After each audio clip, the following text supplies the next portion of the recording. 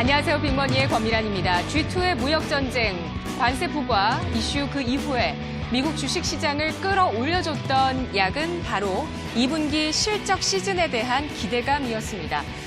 6월 다우존스 산업지수가 6월 말에 저점을 찍고 나서 7월 들어서는 계속해서 상승세를 보여주고 있죠. 미국의 투자자들은 이번 주부터 본격화되고 있는 미국 기업들의 2분기 실적을 주시하고 있습니다. 팩트셋에 따르면 S&P 500 기업의 2분기 순이익은 전년 대비 20% 성장할 것으로 전망이 되고 있는데요.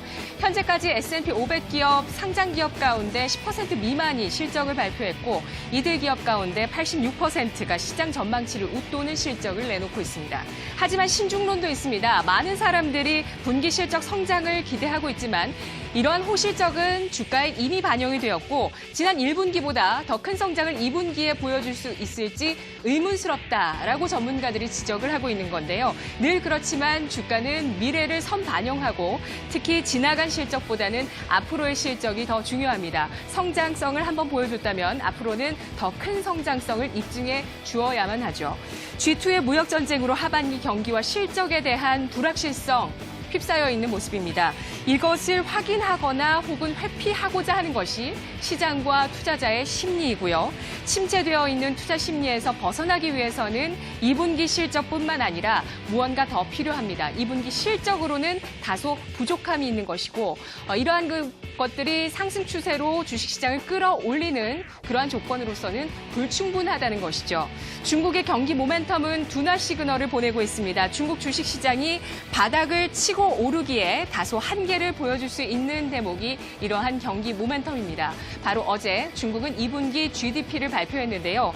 6.7%로 2016년 3분기 이후 최저를 보였습니다. 중국의 사회과학원은 올해 전체 중국의 GDP가 6.6%를 기록할 것으로 전망을 하고 있는데요.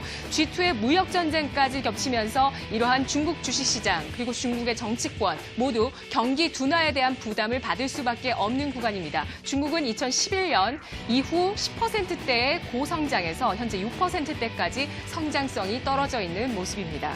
2분기 실적 시즌 국내 기업 가운데서는 IT와 건설주가 주목을 받고 있는데요.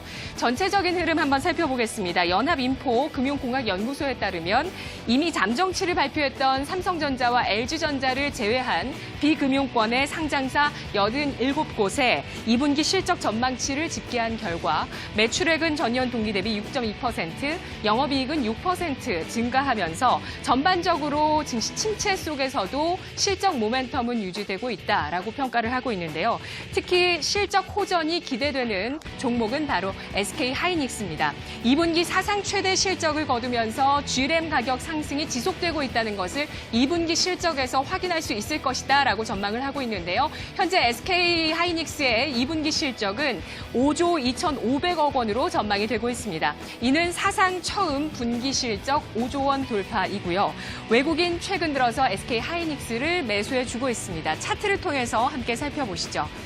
자, 지금 위에 보시는 파란 선, 빨간 선이 있습니다. 빨간 선은 기관, 파란 선은 외국인인데요. 바로 지난 2월에 6만 8천 원대 주가 하락 이후에 계속해서 파란 선인 외국인은 SK하이닉스를 매수해서 가져가고 있는 모습입니다. 최근 10만 원 부근의 고점을 기록했을 때도 크게 비중을 줄이지 않고 현재까지 외국인의 비중은 유지가 되고 있는 모습이죠.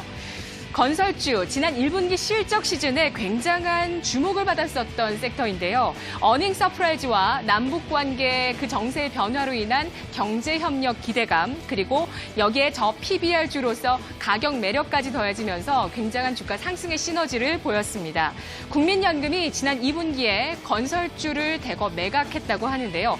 434만 주를 매각해서 13.23%의 수익을 거뒀다라는 데이터가 나오고 있습니다. 하지만 국민연금 건설주를 일부 처분한 것인데요. GS건설과 여타 대형 건설주에 대해서 지분을 10% 가까이 보유를 하면서 유지를 하고 있는데 이것은 2분기 실적과 하반기 실적에 대한 기대감 때문이라고 합니다. FN가이드에 따르면 현대건설과 대우건설, GS건설, 대림산업, 삼성엔지니어링 등 국내 5개 대형 건설사의 2분기 영업이익 추정치 합산액은 바로 7,536억 원입니다. 지난해보다 2배 이상 늘어날 것으로 전망이 되고 있는데요. 하반기에도 주택 부분의 호실적과 또 해외 부분의 발주 시장 개선으로 실적 호전이 전망되고 있습니다. 지난 1분기에 어닝 서프라이즈를 발표했었던 GS건설입니다. 이 4월 보시면 갭상승을 하면서 올라갔었던 주가가 있죠. 바로 저때가 실적 발표였는데요. 이후에 계속해서 상승을 하면서 6월 12일 북미 회담 이전의 고점인 54,700원을 형성했습니다. 주가는 하락했고요. 하지만 최근 들어서는 이평선이 밀집되면서 횡보하는 양상을 보여주는데요. 2분기 실적으로 인해서 다시 한번 GS건설의 주가가 레벨업 될 수 있을지 주목되고 있습니다. 국제유가 상승, 정제마진 스프레드 축소로 정유와 화학주 같은 경우는 다소 실적이 희비가 엇갈릴 것으로 전망이 되고 있고요. 자동차주는 전반적으로 더딘 실적 회복세를 확인할 것으로 2분기 전망되고 있습니다. 2분기 실적이 나쁘진 않지만 큰 반응을 보이기에는 뭔가 역부족하다는 것이죠. 현재 시장 아직은 모멘텀 부족 상태인데요. 개별 종목들의 산발적인 흐름으로 인해서 종목 장세가 진행되고 있습니다. 지수는 더 빠지지 않는 가운데 횡보 등락 그 이상의 무언가를 보여주기 위해서는 하반기 실적과 하반기의 경기 그에 대한 낙관론과 확신이 좀 더 필요하다는 것이죠. 하반기 경기와 실적 그 불확실성을 벗어나는 트리거 과연 어디에서 나올 수 있을까요?